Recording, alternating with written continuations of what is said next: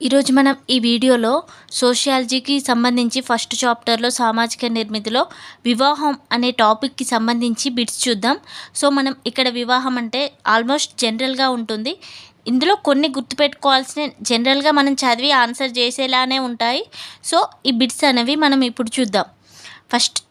First question వచ్చేసి, ఒక భర్త ఒక భార్య, ఒక భర్త ఇద్దరు భార్యలు, ఒక భర్త ఒకరికన్నా ఎక్కువ మంది భార్యలు, ఒక భార్య ఎక్కువ మంది భర్తలు. ఇటు సైడ్ వచ్చేసి వివాహ రకాలకు సంబంధించి క్వశ్చన్ ఇవ్వడం జరిగింది. బహుభర్తృత్వం, బహుభార్యత్వం, ఏక వివాహం, ద్వివివాహం. దీనికి సంబంధించి ఒక భర్త ఒక భార్య ఉంటే మనం ఏమంటాం, న్యాచురల్గా ఏక వివాహం అనడం జరుగుతుంది. ఒక భార్య ఎక్కువ మంది భర్తలు ఉంటే దీన్ని ఏమంటాం, బహుభర్తృత్వం అంటారు. ఒక భర్త ఒకరికన్నా ఎక్కువ మంది భార్యలు ఉంటే దీన్ని బహుభార్యత్వం అనడం జరుగుతుంది. ఒక భర్త ఇద్దరు భార్యలు ఉంటే ద్వివివాహం అనడం జరుగుతుంది. సో ఇక్కడ కరెక్ట్ ఆన్సర్ వచ్చేసి option A3, B4, C2, D1. ఇక్కడ మనకి మల్నోస్కి వివాహానికి 3 రూపాలు ఉండడం జరుగుతుంది అని వివరించడం జరిగింది. ఇక్కడ మనకి ఏక వివాహం, బహువివాహం ఇవి 2 రకాలుగా ఉంటాయి. బహువివాహం అనేది మళ్ళీ 2 రకాలు, బహుభార్యత్వం, బహుభర్తృత్వం. ఇలా మనకి మోడల్స్ ఉండడం జరుగుతుంది. మళ్ళీ బహుభార్యత్వంలో 2 రకాలు ఉండడం జరుగుతుంది. భగిని వివాహం, అభగిని వివాహం. అంటే ఇద్దరు సోదరులని భార్యలుగా పొందితే వారిని భగిని వివాహం ఆడడం జరుగుతుంది. ఇద్దరు సోదరులు కాకుండా వేరే స్త్రీలను చేసుకుంటే దాన్ని అభగిని వివాహం అనడం జరుగుతుంది. మళ్ళీ ఇందులో బహుభర్తృత్వంలో 2 రకాలుగా ఉంటుంది. బహుభర్తృత్వంలో వచ్చేసి దేవర వివాహం. దేవర వివాహం అంటే ఏంటి, మనకి ఒక స్త్రీ భర్త చనిపోయిన తర్వాత వారి సోదరులనే వివాహం చేసుకోవడం జరుగుతుంది. ఇందులో మనకి 2 టైప్స్ ఉండడం జరుగుతుంది. కనిష్ట దేవర వివాహం, గరిష్ట దేవర వివాహం. అంటే కనిష్ట దేవర వివాహం అంటే భర్త చనిపోయిన తర్వాత అతని తమ్ముడిని వివాహం చేసుకుంటే కనిష్ట దేవర వివాహం అని, అన్నని వివాహం చేసుకుంటే, ఒకవేళ భర్త చనిపోయిన తర్వాత అతని సోదరుని వివాహం చేసుకుంటే గరిష్ట. ఇలా దేవర వివాహంలో మనకి కనిష్ట దేవర వివాహం, గరిష్ట దేవర వివాహం. బహుభార్యత్వంలో భగిని వివాహం, అభగిని వివాహం. ఇలా వివాహ రూపాలు ఉండడం జరుగుతుంది. సో ఇక్కడ మనం గుర్తుపెట్టుకోవాల్సింది, మల్నోస్కి అనే శాస్త్రజ్ఞుడు మనకి వివాహానికి 3 రూపాలు ఉండడం జరుగుతుంది. అంటే 3 రూపాలు ఏంటి, మనకి ఏక వివాహం అంటే ఒక భార్య ఒక భర్త, తర్వాత బహుభార్యత్వం, బహుభర్తృత్వం. ఈ 3 రూపాలని మల్నోస్కి వివరించడం జరిగింది. అసలు మనకి ఫస్ట్ వెస్టర్మార్క్ అనే సైంటిస్ట్ వివాహం గురించి, వివాహం అనేది ఒక సామాజిక సంస్థలో ఇది ప్రభావితమైంది, వివాహం అనేది ఒక సామాజిక సంస్థ అని వెస్టర్మార్క్ పేర్కోవడం జరిగింది. వెస్టర్మార్క్ గ్రంథం ఒకటి గుర్తుపెట్టుకోవాలి మనం, హిస్టరీ ఆఫ్ హ్యూమన్ మ్యారేజ్ అని వెస్టర్మార్క్ గ్రంథాన్ని రాయడం జరిగింది. అసలు వివాహం అనే పదం హిందీ పదం వి+వాహ అనే 2 పదాల నుండి ఆవిర్భవించింది. అంటే పెళ్లి కూతుర్ని పెళ్లి కుమారుడు వివిధ క్రతువులను నిర్వహించి తీసుకొని పోవడాన్ని వివాహం అని అనడం జరుగుతుంది. మనకి ఫిబ్రవరి 2ని వివాహ దినోత్సవంగా పేర్కోవడం జరిగింది. ఇవి మనకి బేసిక్ ఇన్ఫర్మేషన్. అసలు వివాహానికి లక్షణాలు ఏంటి, ఇది భార్యాభర్తల మధ్య ఉండే శాశ్వత సంబంధం, కట్టుబాట్లు ఆచారాలతో ఇది జరగడం జరుగుతుంది. ఇద్దరి మధ్యలో ఒక ఒప్పందం లాంటిది, మత సామరస్యంగా జరుగుతాయి. వివిధ మతాలకి వివిధ రకాలుగా వివాహం జరగడం జరుగుతుంది. ఈ వివాహానికి సంబంధించి మనకి విధులు ఉండడం జరుగుతుంది.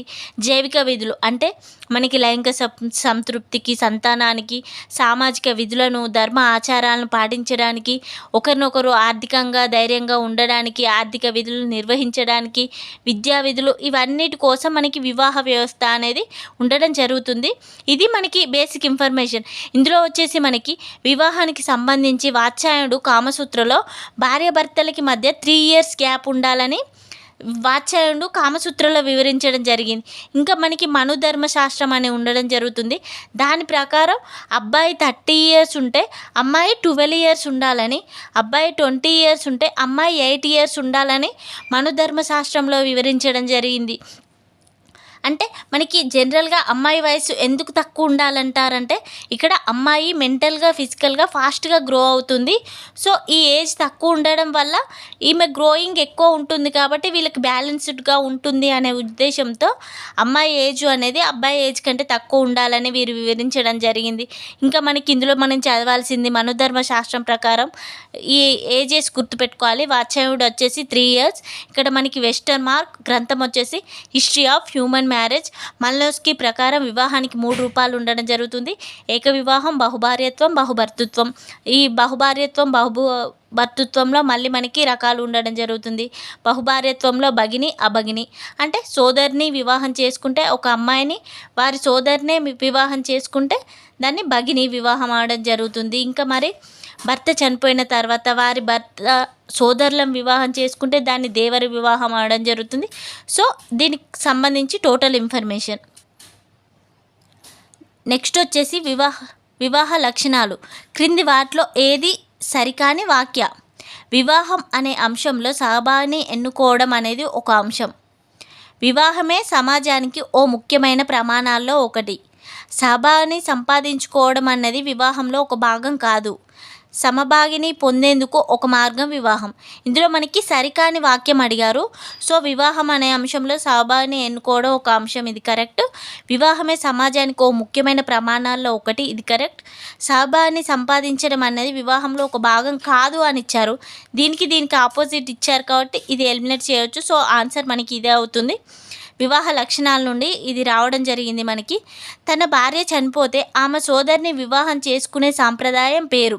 ఇందాక నేను డిస్కస్ చేశా కదా, భార్య భగిని న్యాయం అంటే సోదరి చనిపోయిన తర్వాత ఆమె సోదరినే మళ్ళీ చెల్లెలన వివాహం చేసుకుంటే దాన్ని భార్య భగిని న్యాయం అంటారు.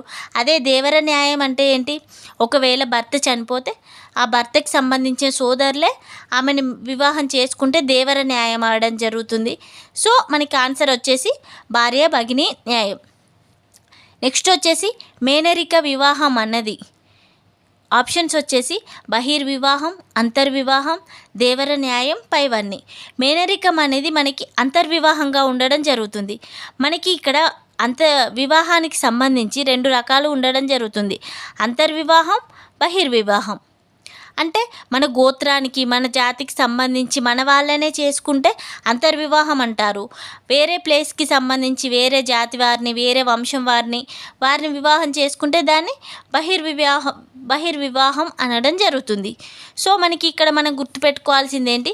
వివాహ రకాల్లో బహిర్వివాహం అంతర్వివాహం అనేవి ఉండడం జరుగుతుంది.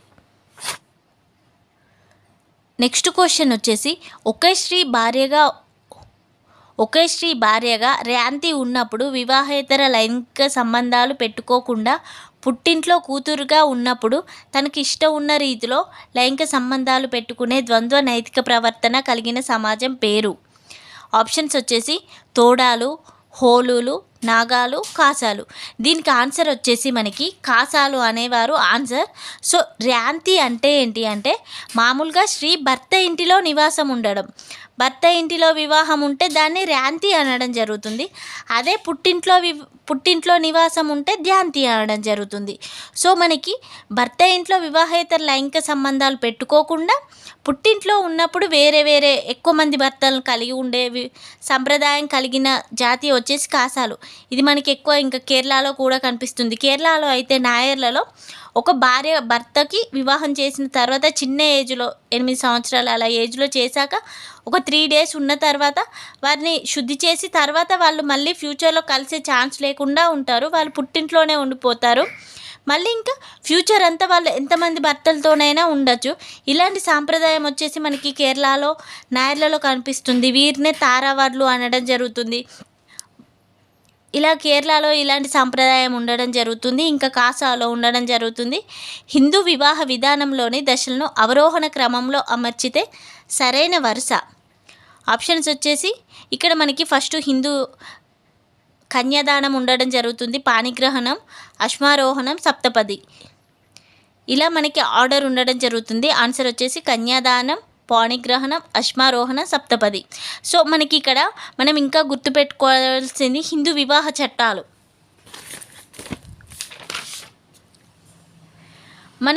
మనం వివాహ వ్యవస్థలో హిందూ వివాహ చట్టాలు గుర్తుపెట్టుకోవాల్సిన అవసరం ఉంటుంది.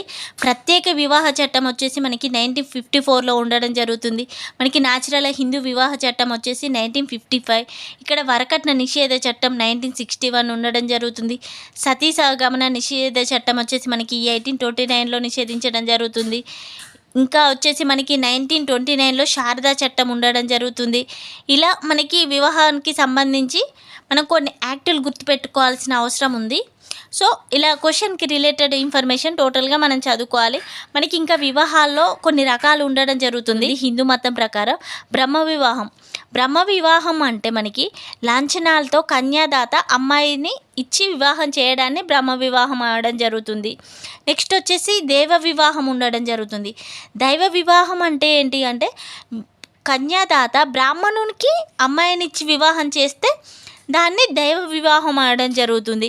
నెక్స్ట్ వచ్చేసి హర్ష వివాహం అంటే అమ్మాయి తండ్రికి ఆవులను ఇచ్చి వివాహం చేస్తే హర్ష వివాహం అనడం జరుగుతుంది. దైవ అంటే బ్రాహ్మణునికి. ఇక్కడ వచ్చేసి బ్రహ్మ వివాహం అంటే నార్మల్గా కన్యాదాత అమ్మాయిని దానం ఇచ్చి వివాహం చేయడం ఇది న్యాచురల్గా. నెక్స్ట్ వచ్చేసి ప్రజాస్వామ్య వివాహం అని ఉండడం జరుగుతుంది. అంటే ఏంటి, లాంఛనాలు లేకుండా పెద్దల అంగీకారంతో చేసుకునే వివాహాన్ని ప్రజాస్వామ్య వివాహం అనడం జరుగుతుంది.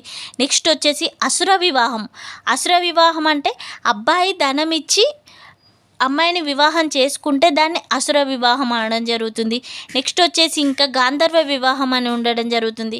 గాంధర్వ వివాహం అంటే నార్మల్గా క్షత్రియ వంశస్థులు ప్రేమించి వివాహం చేసుకుంటే దాన్ని గాంధర్వ వివాహం అంటారు. ప్రజెంట్ లవ్ మ్యారేజెస్ అనుకో గాంధర్వ వివాహం. నెక్స్ట్ వచ్చేసి మనకి ఇంకా ఏముండడం జరుగుతుంది, రాక్షస వివాహం అంటే రాక్షసంగా తీసుకొని వెళ్ళడం.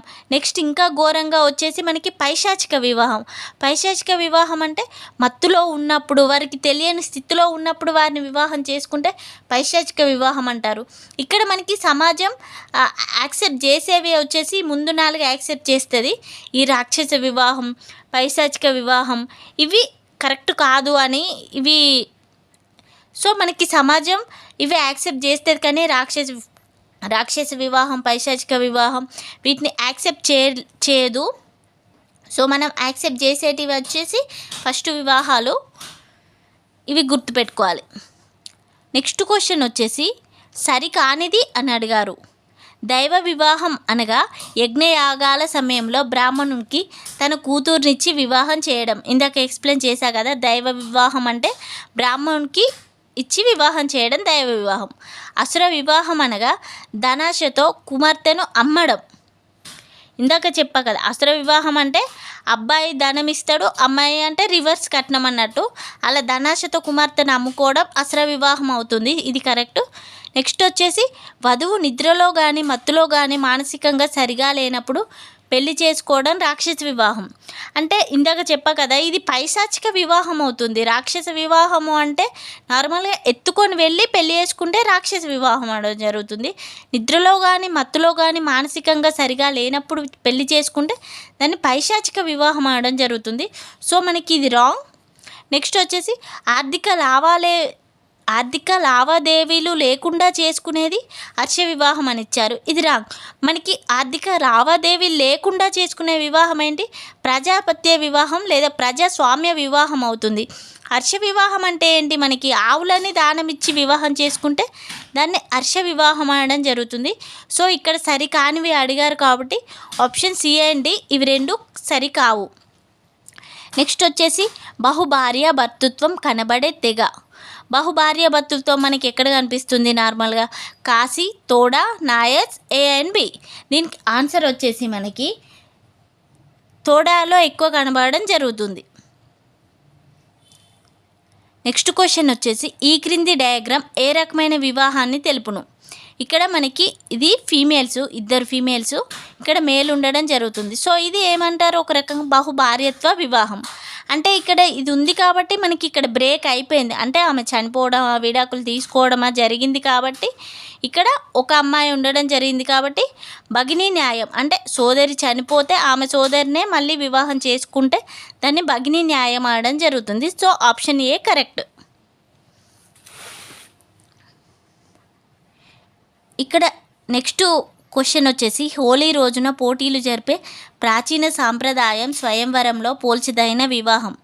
ఆన్సర్ వచ్చేసి ఇక్కడ ఆప్షన్స్ వచ్చేసి అనాహుత వివాహం, పరీక్షావధి వివాహం, ప్రయోగ వివాహం, వినిమయ వివాహం.